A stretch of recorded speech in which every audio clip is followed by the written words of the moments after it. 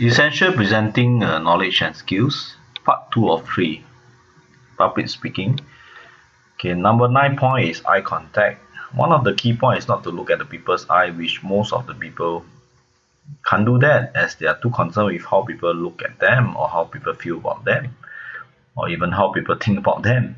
But these people or experts whom truly know that the public speaking is actually fearless, okay, or we not fear public speaking, okay, actually can take a look at them. Else, some people will look at the area around the eyes, for example, the forehead, the ears, and the mouth, the nose, and not the eyes.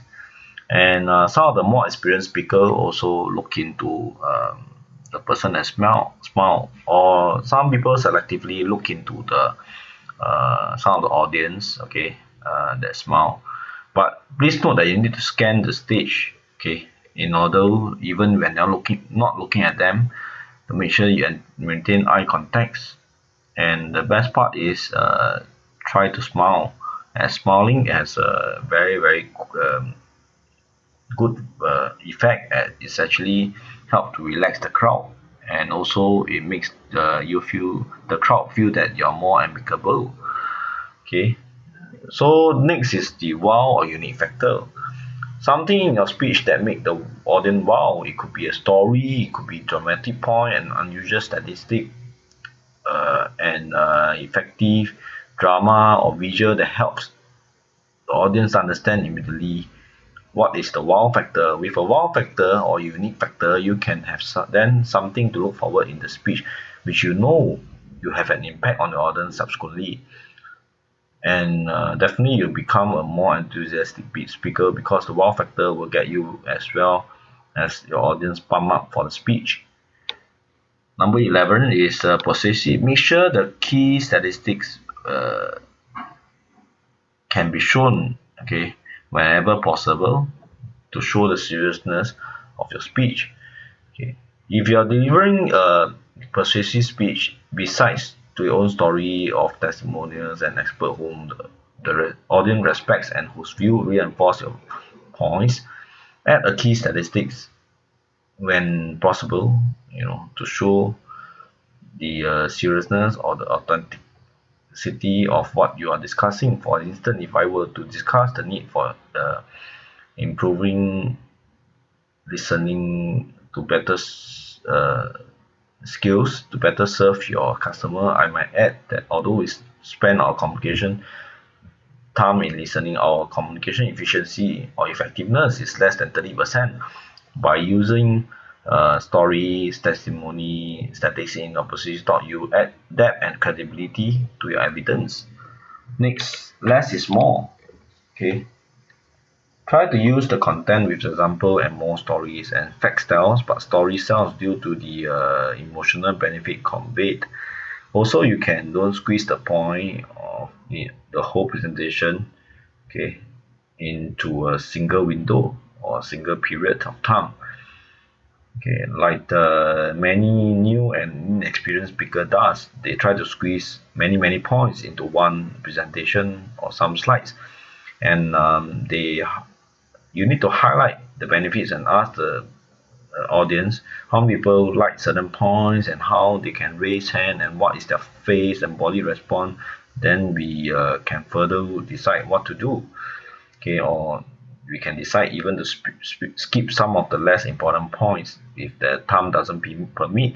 However, this method can do for target audience we can't for specific topics of the talk, or when the speaker is more experienced, to skip or not to continue when the intended presentation or public speaking result, okay, is achieved already.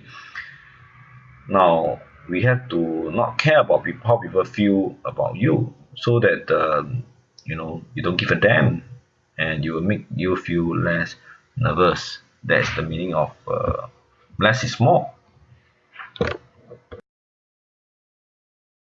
Or whether you talk to one or talk to many or a few at the same time, or if even a few thousand or 1 million is the same. As you talk to people, one main point is to be natural and allow for some small perfect mistakes, or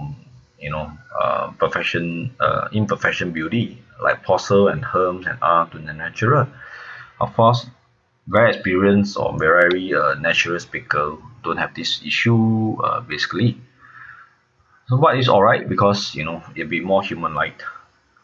So humor, consider using some humor in your speech. Humor will help you to be perceived as an amicable person, and it's hard for people to disagree uh, or be bored if they are smiling at you. Don't worry about this suggestion. You're not becoming a comedian, but rather lightening up a serious speech so that people will be more receptive and interested in your ideas. Keep your humor short unless you got lots of experience, or perhaps try some or inject some one-liner or quotation people like from from the USA or other nations, like Louis C.K. and Yogi Berra said a lot of funny things. You can observe a lot just by watching. For example, telling an embarrassing or not so good moment in your life might have been not so funny at the time, but now you can laugh at the experience. If you understand the saying, humor is simply tragedy separated by time and space. You should be the object of any shortcoming, showing that you can laugh at yourself. Don't poke fun at your audience, but you can tease the audience indirectly by saying that I wish you all sleeping at home, but today, although it's raining, but it's awesome for you to be here today. Even seasoned speaker knows that funny stories become unfunny if they go on for too long. So avoid long or stories or jokes. Probably the least risky use of humor is a cartoon. The cartoon is separate from you and people don't laugh and you don't feel responsible. However, be sure to secure permission to use it. Okay. The next point is, do you touch the audience heart? Okay, which is very important. If you touch the person's heart, now there are some ways, is to touch the person's heart. The second is to touch their friends or family or loved one during the public speaking or the presentation, which in turn will touch them. If you can touch people's heart, means you can truly touch people's concern, which their true desire or needs or wants in life, is touch, whether it's immediate or future. And you don't have to preach a way that compels or force them to close on the spot, but encourage them due to some incentive or missing the opportunity. Yeah, might is also fine. So people will not be put off, and you will maintain a goodwill. The final thing is you need to keep practicing. Polished speakers or good public speaker, or even those top-notch professional, they speak 3 to 5 hours per day until they are excellent, and they will practice continuously even when they are good, as we all have blind spots, even for the best speakers. Best way is to take criticism, feedbacks and comments openly and see if it's absolutely true and got any alternative to improve, okay, or to enhance. Also, please do not stop if people don't comment or you tell you need improvement. Okay, don't let anyone stop you or say nothing and just say that you're doing your best, good enough. Don't let anyone demoralize or stop you. Use the words that you are the best within you and you're unique without comparison, and you will get better and better, and try less unforced error, and until you're well trained, no main group no speaker are born natural. Okay, that's what I believe. So finally, something to think about. People remember best what you said last.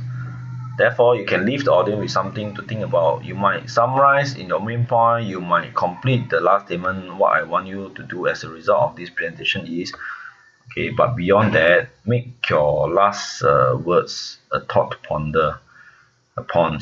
For example, I might end a speech on becoming a better speaker with the best have yet to come, but today is here, so I'm making it the best. Okay. So a more modern guide to effective public speaking was penned by some unknown sage. I hope you can think beyond the monetary benefit and see the benefits of doing the business, the joy, etc. So in summary, you never become a perfect speaker. Isn't it great? Okay, but you can be a perfect speaker by touching on the heart. Developing public speaking skill is a lifelong experience, but the point discussed here, okay, early on, will get you started in becoming the speaker that you want to be and the speaker that your audience want to hear.